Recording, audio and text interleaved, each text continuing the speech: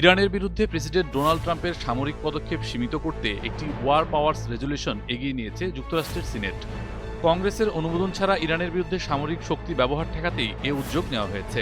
স্থানীয় সময় মঙ্গলবার ১৯ মে প্রস্তাবটি এগিয়ে নেওয়ার জন্য প্রক্রিয়াগত ভোটে ৫০ থেকে ৪৭ ব্যবধানে অনুমোদন দেওয়া হয়। এতে কয়েকজন রিপাবলিকান সদস্য ডেমোক্রেটদের সঙ্গে যোগ দিয়ে ট্রাম্পের অবস্থানের বিরুদ্ধে ভোট দেন, যা প্রেসিডেন্টের জন্য বিরল রাজনৈতিক ধাক্কা হিসেবে দেখা হচ্ছে।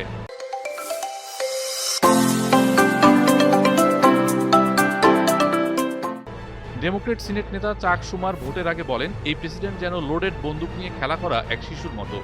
তিনি আরও বলেন, ইরানের সঙ্গে সংঘাতে যুক্তরাষ্ট্রের সেনা সম্পৃক্ততা বন্ধে আমাদের ওয়ার পাওয়ার্স রেজুলেশন সমর্থনের এখনই সময়। এই ভোটকে কংগ্রেসের সাংবিধানিক ক্ষমতা পুনঃপ্রতিষ্ঠার প্রচেষ্টা হিসেবেও দেখা হচ্ছে। যুক্তরাষ্ট্রের সংবিধান অনুযায়ী যুদ্ধ ঘোষণা ও সেনা মোতায়েনের চূড়ান্ত ক্ষমতা কংগ্রেসের হাতে। তবে এটি এখনও কেবল প্রক্রিয়াগত ভোট। রেজুলেশন কার্যকর হতে হলে সিনেটে চূড়ান্তভাবে পাশ হওয়ার পাশাপাশি রিপাবলিকান নিয়ন্ত্রিত প্রতিনিধি পরিষদেও অনুমোদন পেতে হবে। এরপর ট্রাম্প ভেটো অতিক্রম করতে দুই কক্ষেই ২/৩ ভোট প্রয়োজন হবে। এর আগে চলতি বছরের সিনেটে অনুরূপ ৭টি এবং প্রতিনিধি পরিষদে ৩টি প্রস্তাব রিপাবলিকানরা আটকে দিয়েছিল।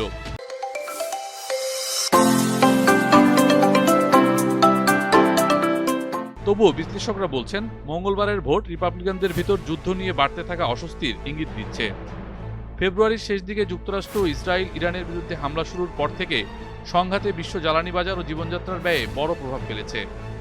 ডেমোক্রেট ও কিছু রিপাবলিকান আইন প্রণেতা ট্রাম্পকে কংগ্রেসে এসে যুদ্ধের অনুমোদন নেওয়ার আহ্বান জানিয়েছেন। তাদের অভিযোগ, স্পষ্ট কোনো কৌশল বা প্রস্থান পরিকল্পনা ছাড়াই যুক্তরাষ্ট্রকে দীর্ঘ সংঘাতে জড়িয়ে ফেলা হয়েছে।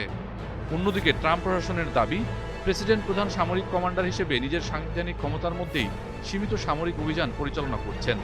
১৯৭৩ সালের মার্কিন ওয়ার পাওয়ার্স অ্যাক্ট অনুযায়ী কংগ্রেসের অনুমতি ছাড়া একজন প্রেসিডেন্ট সর্বোচ্চ ৬০ দিন সামরিক অভিযান চালাতে পারেন। এরপর তাকে অভিযান বন্ধ করতে কংগ্রেসের অনুমোদন নিতে অথবা অতিরিক্ত ৩০ দিনের সময় চাইতে হয়। ট্রাম্প গেল ১ মে দাবি করেছিলেন, তেহরানের সঙ্গে যুদ্ধবিরতির মাধ্যমে সংঘাত শেষ হয়েছে। তবে বাস্তবে যুক্তরাষ্ট্র এখনও ইরানি বন্দর অবরোধ এবং জাহাজে হামলা চালিয়ে যাচ্ছে বলে অভিযোগ রয়েছে। একই সঙ্গে ইরানও হরমুজ প্রণালীতে প্রবেশ সীমিত করে মার্কিন জাহাজ লক্ষ্য করে হামলা চালিয়েছে। জনমত জরিপগুলো বলছে, অধিকাংশ মার্কিন নাগরিক এই যুদ্ধের বিরোধিতা করছেন। অনেক আন্তর্জাতিক আইন বিশেষজ্ঞ সংঘাতটিকে আন্তর্জাতিক আইন লঙ্ঘন হিসেবে দেখছেন।